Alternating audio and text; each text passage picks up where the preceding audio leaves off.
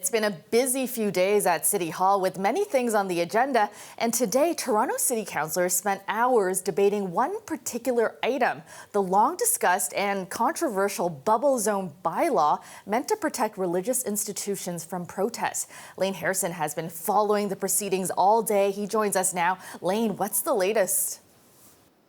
So, Kelda, one of the most controversial items on City Council's agenda has just passed here at City Hall, meaning that Toronto will have a so-called bubble zone bylaw restricting protests near certain places of worship, daycares, and schools. Now, what this means is that those places will be able to request protection under the bylaw and receive a 50-meter protest buffer zone around their property. Now, this was voted through with 16 councillors and the mayor voting yes and 9 councillors voting no. And Kelda, as you said, that decision came after a heated debate.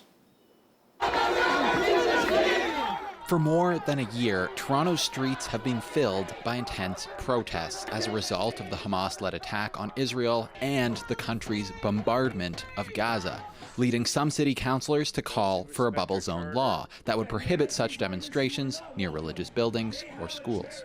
What we've seen is a pattern of harassing and intimidating the Jewish community, Jewish school children, Jewish seniors, because of a foreign war that we didn't start and don't control. It is not legitimate to intimidate Toronto Jews because of a foreign war, no matter how horrible that war is. The chamber was filled with those for and against the bylaw, including a protester who was removed while councillors spoke to media at lunch. Nobody spoke into context. While others made their presence known during debate.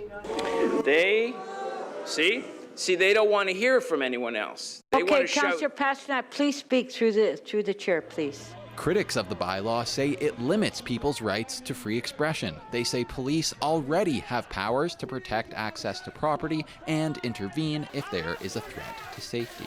I am not going to discount that fear. I'm not here to judge how people feel. But I am going to say that it comes at such a substantive cost to all of us. Because I think what we need to recognize is that the Charter of Rights and Freedoms is not just for one group, it's for everyone.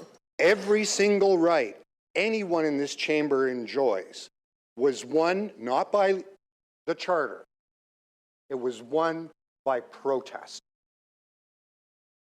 Protest is not the enemy of any right that you have. Protest is the means by which that right was won and will be protected. While supporters maintain it's about safety. I don't want to see a city where, a family trying to go to faith-based school or people who are trying to go and practice their faith, go access their places of worship, that they are subjected, that they have to push through hateful mobs that are trying to intimidate, harass them.